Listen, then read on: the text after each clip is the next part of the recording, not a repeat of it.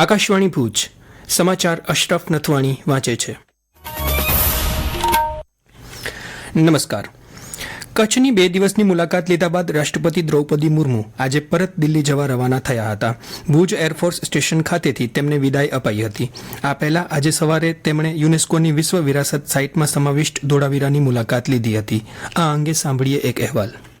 કચ્છની મુલાકાતે પધારેલા ભારતના રાષ્ટ્રપતિ શ્રીમતી દ્રૌપદી મુર્મુ આજે ખડીરબેટ સ્થિત 5000 વર્ષ જૂની સભ્યતાના મહાનગર ધોળાવીરાની મુલાકાત લીધી હતી. અહીં તેમણે યુનેસ્કો વર્લ્ડ હેરિટેજ સાઇટની મુલાકાત લઈને પ્રાચીન માનવ સભ્યતાના તબક્કાવાર વિકાસ તેમજ શ્રેષ્ઠ નગર આયોજન વિશે જાણકારી મેળવી હતી. આ પ્રસંગે પુરાતત્વ વિભાગના ડાયરેક્ટર જનરલ જદુબીરસિંહ રાવતે વર્લ્ડ હેરિટેજ સાઇટ ધોળાવીરા વિશે રાષ્ટ્રપતિશ્રીને વિસ્તૃત જાણકારી આપીને પ્રાચીન માનવ સભ્યતા વિશે અવગત કર્યા હતા. આ મુલાકાત દરમિયાન હડપન સંસ્કૃતિ, રહેણી કરણી, મહાનગરમાં જળ સંગ્રહ તથા નિકાલની અદ્ભુત વ્યવસ્થા તેમજ વિશાળ દિવાલો વિશે રાષ્ટ્રપતિશ્રીએ વિગતવાર માહિતી મેળવી હતી. વર્લ્ડ હેરિટેજ સાઇટમાં પ્રાચીન મણકા બનાવવાની ફેક્ટરી, સુઆયોજિત પગથિયાવાળી વાવ, અપર ટાઉન, મિડલ ટાઉન અને લોઅર ટાઉન વગેરે જોઈને રાષ્ટ્રપતિ અભિભૂત થયા હતા. ધોળાવીરા ગ્રામ પંચાયતના સરપંચ જીલુબા સોઢાએ રાષ્ટ્રપતિશ્રીનું પારંપરિક કચ્છી શાલ ભેટ આપી સ્વાગત કર્યું હતું. રાષ્ટ્રપતિશ્રીની મુલાકાતથી ધોળાવીરાની વૈશ્વિક ઓળખ વધુ પ્રબળ બનશે તેવું ધોળાવીરાના સરપંચ જીલુબા સોઢાએ આશાવાદ વ્યક્ત કર્યો હતો.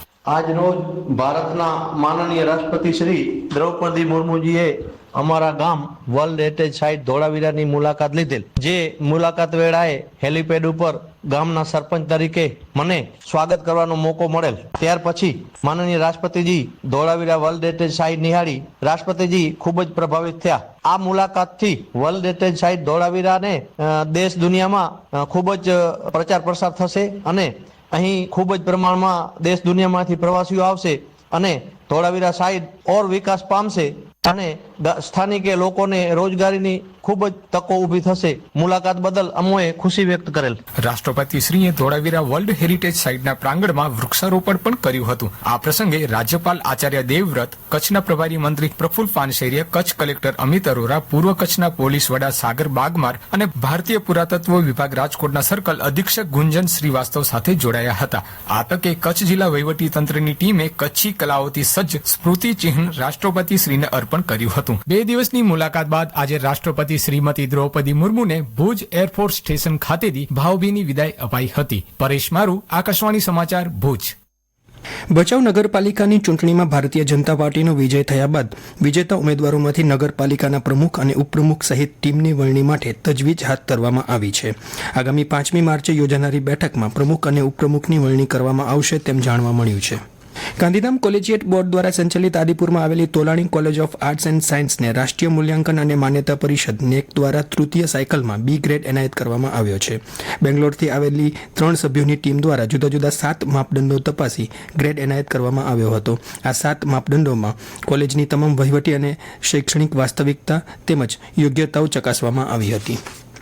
આકાશવાણી ભુજના સુગમ સંગીતના જાણીતા ગાયિકા સાધનાબેન માંકડ નાણાવટીનું 72 વર્ષની વયે ગાંધીનગર ખાતે અવસાન થયું છે. તેમણે કચ્છના અગ્રગણ્ય સંગીતકારો હસન જમાદાર, નિરંજન અંતાણી, જ્યોતિષ વોરા, મનુભાઈ પરમાર વગેરે સાથે અનેક સુંદર ગીતો ગાયા હતા. આકાશવાણી દ્વારા આયોજિત અનેક કાર્યક્રમોમાં તેમણે કચ્છનું પ્રતિનિધિત્વ કર્યું હતું. શાંત અને સાલસ વ્યક્તિત્વ ધરાવનાર સાધનાબેન બહોળો પ્રશંસક વર્ગ ધરાવે છે. રમઝાનનો ચાંદ દેખાવાની સાથે આજે સાંજથી મુસ્લિમ બિરાદરોના પવિત્ર રમઝાન માસનો પ્રારંભ થઈ રહ્યો છે. આવતીકાલે પ્રથમ રોજો રાખવામાં આવશે. આ સાથે સમગ્ર મહિના દરમિયાન તરાવી, દાન પુણ્ય સહિતના કામો અને ઇબાદતો કરવામાં આવશે. આગામી હોળી અને ધૂળેટી નિમિત્તે રાજાશાહી વખતના પરંપરાગત ઈશાક ચંદ્રનો લગ્નોત્સવ યોજાશે. 13 અને 14 માર્ચે અંજારમાં છેલ્લા 200 વર્ષથી ઉજવાતી આ પરંપરા અંતર્ગત વિવિધ આયોજનો હાથ ધરાશે. એક પેડ માં કે નામ અભિયાન અંતર્ગત ગુજરાત 17 કરોડથી વધુ વૃક્ષારોપણ સાથે દેશમાં બીજા ક્રમે રહ્યું છે. આ અભિયાન વિશે માહિતી આપતા વન અને પર્યાવરણ મંત્રી મુળુભાઈ બેરાએ આમ જણાવ્યું હતું. શ્રી બેરાએ ઉમેર્યું કે આ અભિયાન હેઠળ ભારતે અત્યાર સુધીમાં કુલ 121 કરોડથી વધુ વૃક્ષો વાવીને નવો રેકોર્ડ સ્થાપ્યો છે. જેમાં સૌથી વધુ 39 કરોડ વૃક્ષારોપણ સાથે ઉત્તર પ્રદેશ દેશમાં પ્રથમ ક્રમે છે. વધુ વિગતો આપતા વન અને પર્યાવરણ રાજ્યમંત્રી મુકેશ પટેલે જણાવ્યું કે રાજ્યમાં સૌથી વધુ 2 કરોડ 94 લાખ વૃક્ષારોપણ સાથે કચ્છ જિલ્લો પ્રથમ રહ્યો છે. આ સિવાય વન્યજીવો માટે મહત્વપૂર્ણ એવી મિષ્ટી યોજના હેઠળ છેલ્લા 2 વર્ષમાં 19,020 હેક્ટર વિસ્તારમાં મેંગ્રુવ વાવેતર સાથે ગુજરાત દેશમાં પ્રથમ ક્રમે છે. આ સાથે સમાચાર બુલેટિન પૂરું થયું. નમસ્કાર.